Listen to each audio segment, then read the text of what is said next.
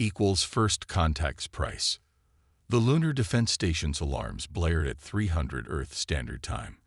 Captain Sarah Chen jolted awake in her quarters, her heart racing as she rushed to the command center. The massive detection array had picked up something unprecedented. A ship larger than anything humanity had ever built, dropping out of faster-than-light travel at the edge of the solar system. "Status report," she barked, taking her position at the command console.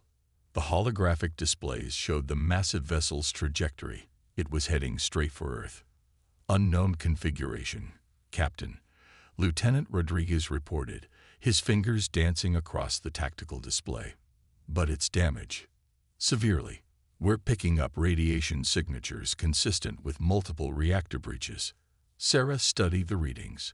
The ship was bleeding atmosphere, its hull scarred by what could only be weapons fire. This wasn't just first contact. This was first contact with refugees. "Open all frequencies," she ordered. "Let's see if they can hear us." The response came not in words but in images, desperate faces of beings that looked almost serpentine, but with an intelligence in their eyes that transcended species. Their ship, the Stellar Refuge, carried the last survivors of the Nexari people. They were running from something, and they'd chosen Earth as their final hope. Within hours, the UN Security Council convened an emergency session. Sarah found herself presenting everything they'd learned about the Nexari vessel. "They're asking for asylum," she explained. "Their ship won't survive another jump. If we turn them away, we're condemning them to death." Admiral James Harrison, the highest-ranking military officer present, leaned forward. "And if we help them, what are we condemning ourselves to?" Sarah met his gaze. "Sir, with respect, that's exactly the question they're hoping we'll ask. They chose Earth specifically because our broadcasts showed them something unique about humanity. We help people, even when it costs us." The debate raged for hours. The Nexari ship carried advanced technology that could accelerate human development by centuries. But it also carried risk. Their pursuers, whoever they were, wouldn't be far behind. Finally, UN Secretary General Maria Santos stood. The chamber fell silent. "Throughout human history," she began, "we've faced moments that defined us. Moments where we had to choose between safety and morality, between fear and compassion." She looked around the room. "The Nexari chose us because they saw something in humanity that gave them hope. I say we proved them right." The vote was unanimous. Earth would grant asylum to the Nexari refugees. Within days, the massive ship was guided into Earth orbit. Sarah led the first contact team aboard. The Nexari ambassador, a being named Zextal, greeted them with what she would later learn was their equivalent of tears. "You risk much by helping us," Zextal said through the translation matrix. "The hegemony will not be pleased." "The hegemony?" Sarah asked. "The force that destroyed our world. They believe in absolute control. Any species that shows too much independence must be corrected." Zextal's serpentine form seemed to shrink. "We refused their correction. We chose freedom. But we never expected to find allies willing to stand with us." Sarah smiled. "Then you have much to learn about humanity." As the Nexari were helped off their dying ship, Sarah couldn't shake the feeling that this was just the beginning. Humanity had made its first choice in galactic politics, choosing compassion over security. She wondered if they were ready for what would come next. What she didn't know then was that the Nexari weren't telling them everything. The real reason they'd chosen Earth was still hidden, and when it came to light, it would change everything. The hidden truth. 3 months after the Nexari arrival, Earth had changed more than anyone could have predicted. The refugees, numbering just over 10,000, had been settled in specially constructed habitats across the globe. Their advanced technology had already revolutionized several fields, particularly in medicine and energy production. Dr. Maya Patel stood in her laboratory at the Geneva Institute of Xenocients, studying the genetic structure of a Nexari cell. Something wasn't adding up. The more she examined their biology, the more she found impossible similarities to Earth life, similarities that couldn't be explained by convergent evolution. "Director Chen," she called, as Sarah entered the lab for their weekly briefing. "I think you need to see this." Sarah, now serving as Earth's Director of Alien Relations, looked at the holographic display. "What am I looking at?" "Their DNA equivalent," Maya explained. "It's not just similar to Earth life, it's compatible. And look at these markers." She highlighted several sequences. "These aren't natural. They're engineered. The Nexeri have been modified at a genetic level." Sarah felt a chill run down her spine. "Modified by whom?"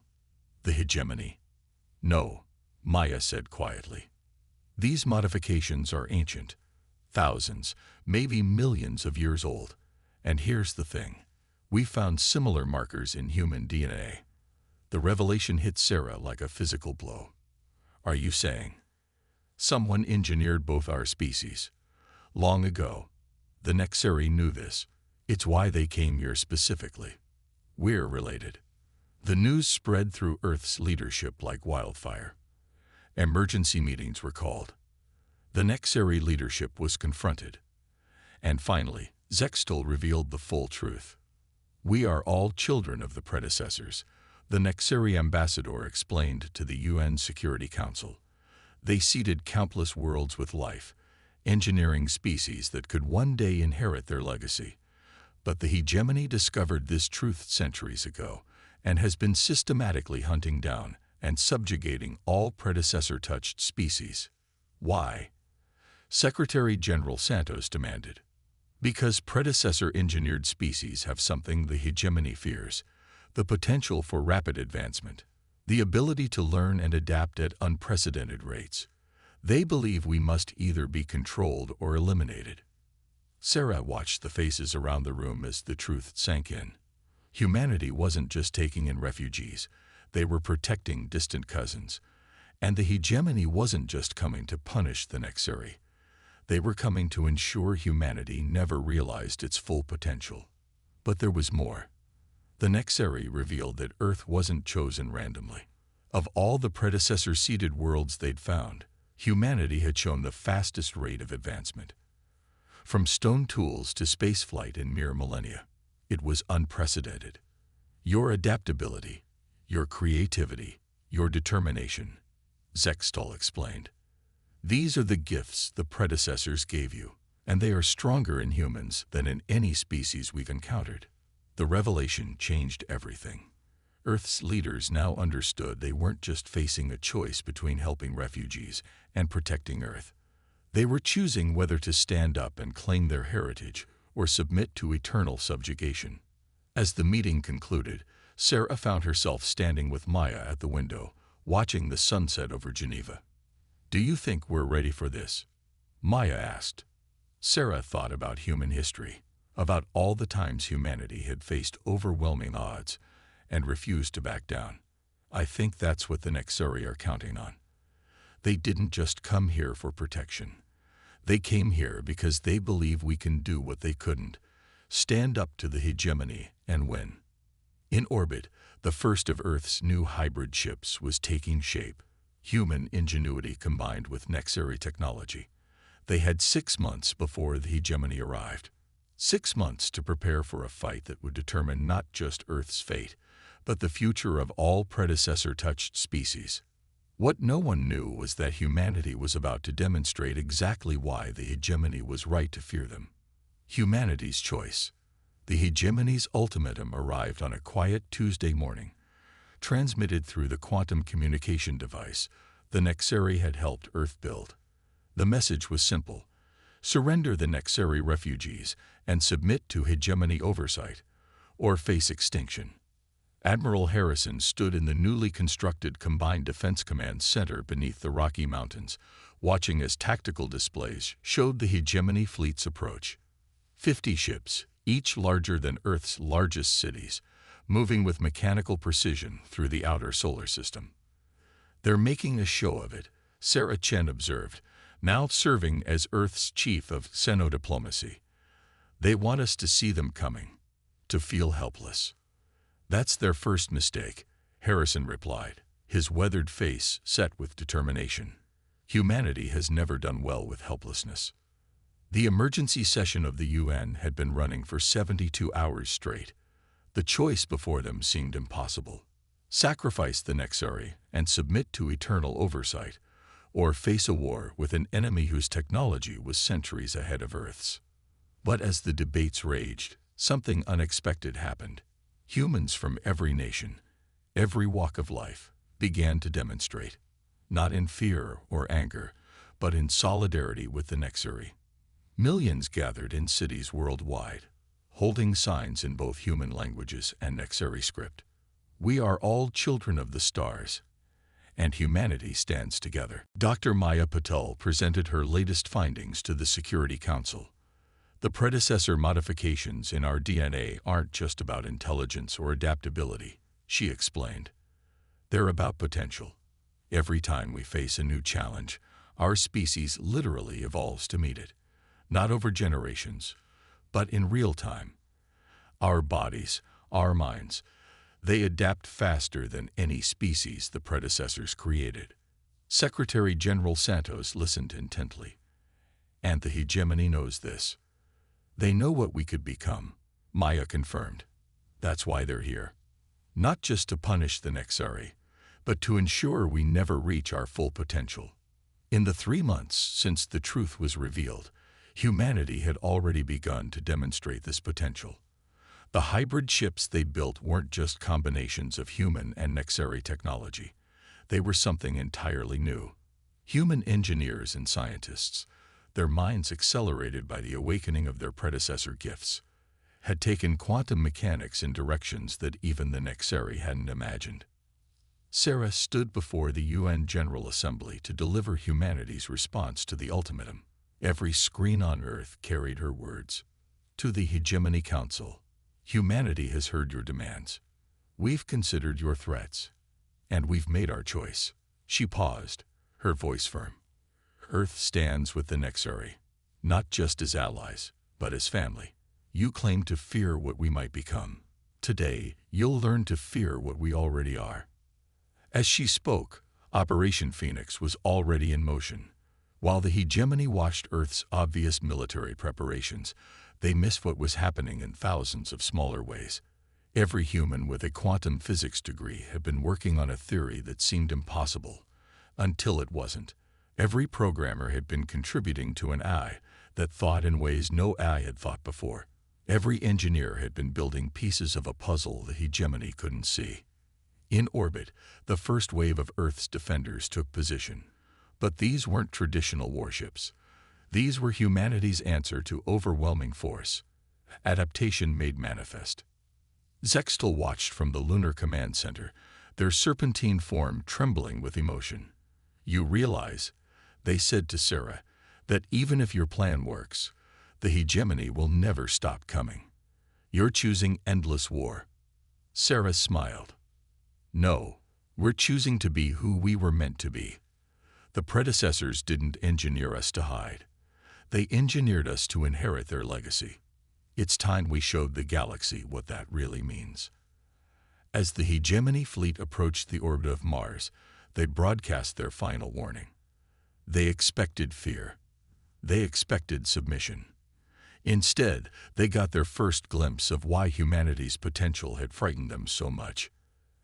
Admiral Harrison gave the order that would change the course of galactic history. Operation Phoenix, commence. The true nature of humanity's defense was about to be revealed, and with it, a demonstration of why you should never back humans into a corner. The countermove. Operation Phoenix wasn't a traditional military response. It was pure human ingenuity unleashed. As the hegemony fleet crossed Mars' orbit, they detected no conventional warships, no massed fleet waiting to meet them. Instead, they found something that their tactical computers couldn't comprehend. Thousands of small, seemingly innocuous satellites surrounded their fleet, each barely larger than a human automobile. The hegemony's initial scans dismissed them as primitive observation devices. That was their second mistake. Dr. Maya Patel stood in the Quantum Control Center, surrounded by holographic displays showing the status of each satellite. "Quantum entanglement network stable," she reported. "All nodes synchronized." What the hegemony didn't understand was that humanity had taken their greatest weakness, their technological inferiority, and turned it into their greatest strength. Unable to match the hegemony's weapons directly, they had instead created something entirely new.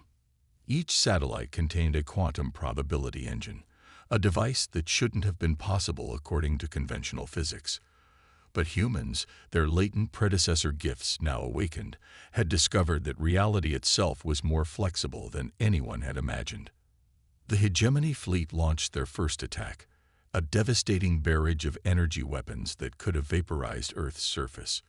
But the impossible happened. The beams simply missed, every single one. Not because of any shields or defensive technology, but because probability itself had been altered in the space around Earth. Admiral Harrison watched from the command center as the hegemony's weapons found empty space where Earth's forces should have been. "Quantum probability field holding," a technician reported. "They literally cannot hit what they cannot predict." The hegemony commanders, their artificial minds trained on millions of years of conventional warfare, couldn't adapt to an enemy that wielded chance itself as a weapon. Their second volley failed just as spectacularly as the first. But humanity wasn't just playing defense. Sarah Chen gave the signal, and Operation Phoenix entered its second phase. The satellite's quantum fields began to resonate in precise patterns, creating zones where probability collapsed into certainty, certainty that favored Earth. Hegemony ships found their highly advanced systems failing not because of any attack, but because the quantum probability of failure had been artificially increased to near certainty. Weapons misfired. Navigation systems showed impossible readings. Their perfectly coordinated fleet began to fall into chaos. "They're trying to adapt," Zextal observed, their serpentine form coiled tightly in anxiety. "The hegemony's tactical AI will eventually find a pattern." "That's exactly what we're counting on," Sarah replied with a grim smile. Because the true genius of Operation Phoenix wasn't just the quantum probability manipulation, it was how deeply human its design was. The satellite's patterns were based on human neural networks, constantly changing, evolving, adapting. They weren't following any program. They were improvising like jazz musicians, each responding to the others in real time. The hegemony's greatest advantage, their advanced artificial intelligence, became their greatest vulnerability. Their AIs, seeking patterns and logic, tried to predict and counter the quantum probability fields. But they were attempting to outthink human unpredictability itself, and that was a battle they could not win. "They're splitting their fleet," Admiral Harrison announced, watching as the hegemony forces divided, trying to find a configuration that would let them breach Earth's defenses. "They're playing right into our hands." Because Operation Phoenix had a third phase, one that would demonstrate why the predecessor gifts had manifested so strongly in humanity. As the hegemony fleet scattered, searching for weakness, they didn't realize they were about to face something they had never encountered in their millions of years of existence. Human creativity weaponized on a quantum scale. Maya's fingers flew across her console, initiating the final sequence. "Phase 3 is ready," she reported. "Though I still think this part is insane." Sarah smiled.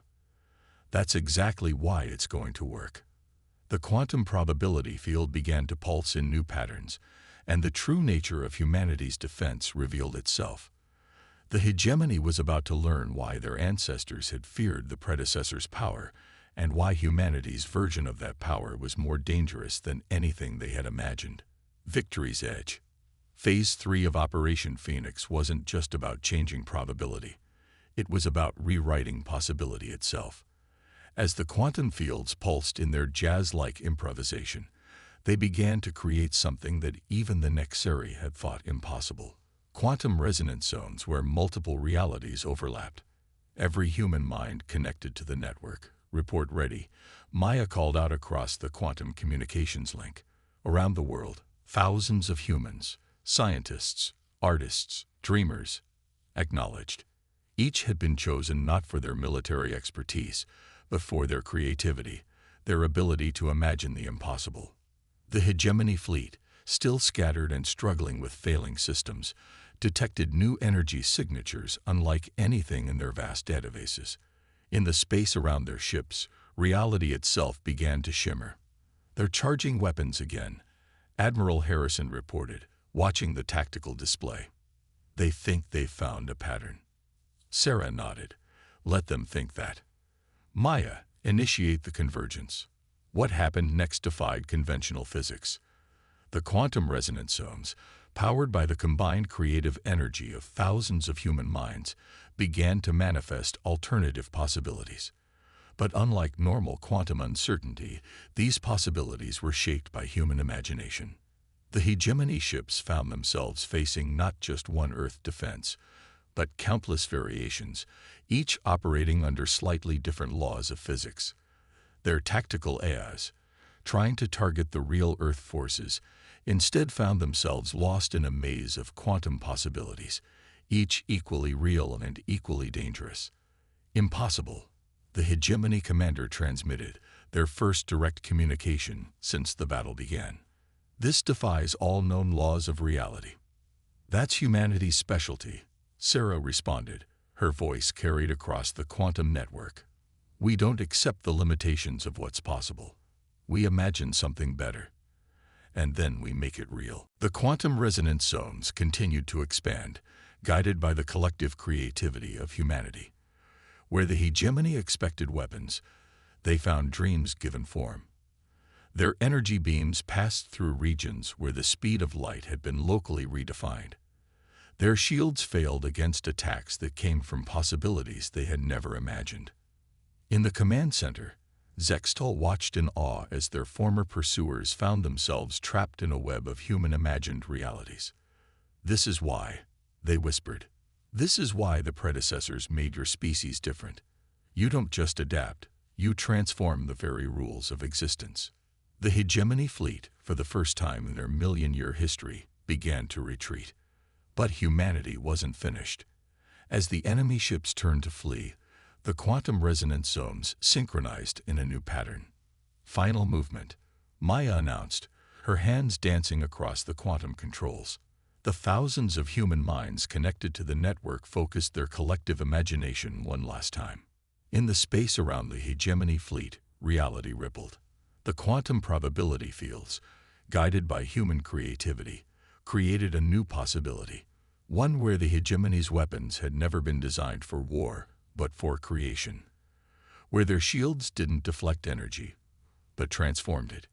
Where their vast ships weren't instruments of conquest, but of exploration. And for one brief, magnificent moment, that possibility became real. The Hegemony fleet froze, their systems transformed by the quantum resonance. Their weapons turned to engines of peace, their shields became bridges between realities. The very technology they had used to dominate the galaxy was reimagined by human creativity. "Impossible," the Hegemony commander transmitted again, but this time with a different tone, one of wonder. "No," Sarah replied. "This is who we are. This is what the predecessors saw in us. Not just the ability to adapt, but the power to imagine a better way. You tried to conquer us with force. We answered with creativity." The battle was over, but its implications were just beginning to ripple across the galaxy. Humanity had done more than defend Earth. They had demonstrated a new kind of power, one that could transform rather than destroy. In the aftermath, as the Hegemony fleet limped away, forever changed by their encounter with human imagination, Sarah stood with Maya and Admiral Harrison, watching the quantum fields slowly dissipate. "They'll be back," Harrison said. "Different, maybe, but they'll return." "Yes," Sarah agreed. "But next time, maybe they'll come to learn rather than conquer. After all, that's the real legacy of the predecessors. Not domination, but transformation.